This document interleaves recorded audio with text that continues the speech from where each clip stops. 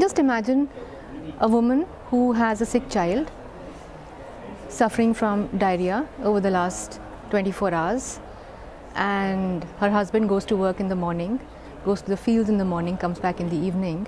So how is she going to get to a formal qualified doctor with the kind of poor infrastructure that is there in the villages? So she would need to walk to her nearest provider.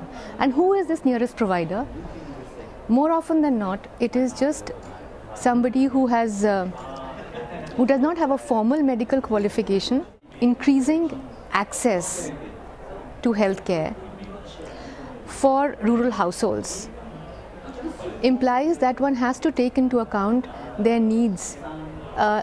We need to understand what access means for rural households. It means having a provider within an easy walking distance, and that means within a half an hour of an easy walk. So are we going to be able to get doctors in that scenarios?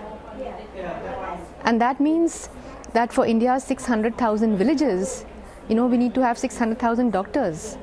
We don't even have that many doctors in the country. And even if we were to have doctors, does it make sense to put them at that level where they are serving 1,000 population and seeing, say, 5 to 10 patients in a day for very common conditions? So, that's quite an unworkable solution, really, in terms of costs, in terms of also the kind of skills required at that level. We do have a lot of evidence from many different countries that even mid-level practitioners who are not trained over 5 or 6 years of medical college can provide basic health care for conditions which present at the primary level. And that's really what the informal providers are doing. They are providing an accessible source of basic health care. Universal health coverage means a lot more than just access to providers. It includes the right medicines, it includes quality, it includes a whole lot of public education. It would include prevention and promotion of good health.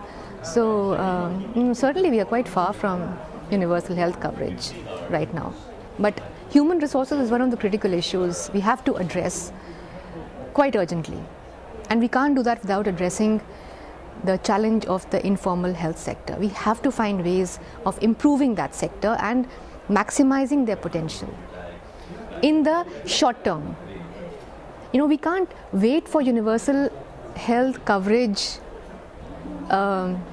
We can't wait for that vision to be realized by 2020. We have to worry about what's going to happen in 2013 to our people. And let's look at short-term strategies as well as long-term ones.